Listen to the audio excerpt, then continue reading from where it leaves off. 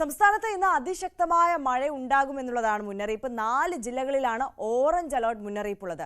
7 ജില്ലകളിൽ യെല്ലോ അലർട്ടും പ്രഖ്യാപിച്ചിട്ടുണ്ട്. മൺസൂൺ പതിവിലും നേരത്തെ എത്തും എന്നുള്ളതാണ് മുന്നറിയിപ്പ്. ഐഷത്തുൽ ഷംന ചേരുന്നു വിവരങ്ങളുമായി ന്യൂസ് ഡെസ്കിൽ നിന്ന്. Shamna, very good morning. മഴ നേരത്തെ എത്തുകയാണല്ലേ? Good morning Arya. അതെ, മഴ നേരത്തെ എത്തുകയാണ്. കഴിഞ്ഞ 15 വർഷത്തിനിടയിൽ മഴ നേരത്തെ എത്തുന്നു. ആദ്യമായി മഴ നേരത്തെ എത്തുന്നു എന്നതാണ് ഏറ്റവും പ്രധാനപ്പെട്ട കാര്യം. ഒപ്പം പതിവിലും കൂടുതൽ മഴ ലഭിക്കും എന്നൊരു പ്രവചനം കൂടിയുണ്ട്. അതായത് ഇത്തവണ കാലവർഷത്തിനൊപ്പം ഈ തെക്കു പടിഞ്ഞാറൻ അറബിക്കടലിൽ ഉൾപ്പെടെ ന്യൂനമർദ്ദം രൂപപ്പെടുന്നുണ്ട്. അതിന്റെ മഴ കൂടി ലഭിക്കും. അതുകൊണ്ട് തന്നെ ഇത്തവണത്തെ കാലവർഷത്തിൽ കുറച്ചധികം മഴ ലഭിക്കുമെന്നാണ് ഇപ്പോൾ മുന്നറിയിപ്പുള്ളത്. ഒപ്പം തന്നെ നേരത്തെയൊക്കെ പ്രവചിച്ചിരുന്നത് മെയ് 27 കൂടി കാലവർഷം എത്തുമെന്നായിരുന്നു. പക്ഷെ അങ്ങനെയല്ല, അതിനേക്കാൾ നേരത്തെ മെയ് 24 കൂടി തന്നെ മഴ എത്തുന്നു. അതായത് ഈ ആഴ്ചയിൽ തന്നെ മഴ കാലവർഷം എത്തുമെന്നതാണ് ഇപ്പോൾ മുന്നറിയിപ്പുള്ളത്.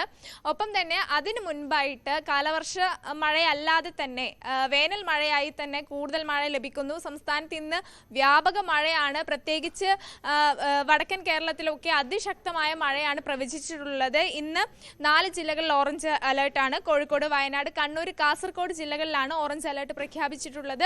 ഒപ്പം മറ്റ് 7 ജില്ലകൾക്ക് ഇന്ന് യെല്ലോ അലേർട്ട് ഉണ്ട്.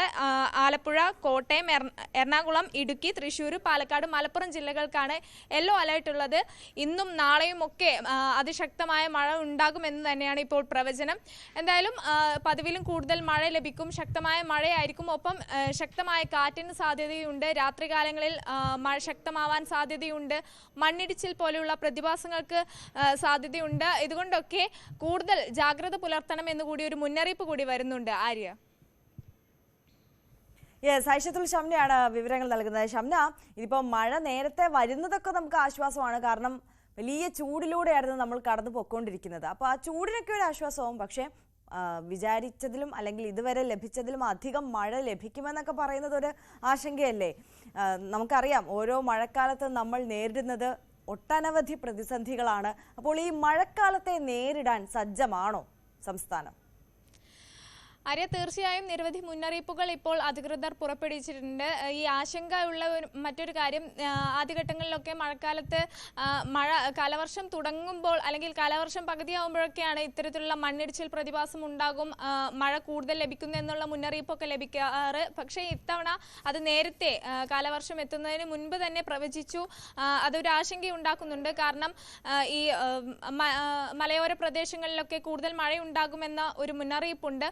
ഒപ്പം തന്നെ ഈ മണ്ണിടിച്ചിൽ പ്രതിഭാസം, രാത്രികാലങ്ങളിലെ അതിശക്തമായ മഴ, ഇതൊക്കെ നമ്മുടെ യാത്രക്കാർക്കൊക്കെ ഏറെ ആശങ്കയുണ്ടാക്കുന്നതാണ്.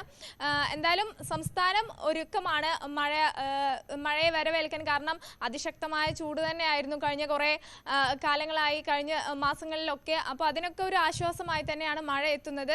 ഒപ്പം തന്നെ ഈ മുന്നറിയിപ്പുകൾ അത് കൃത്യമായി പാലിക്കേണ്ടതുണ്ട്.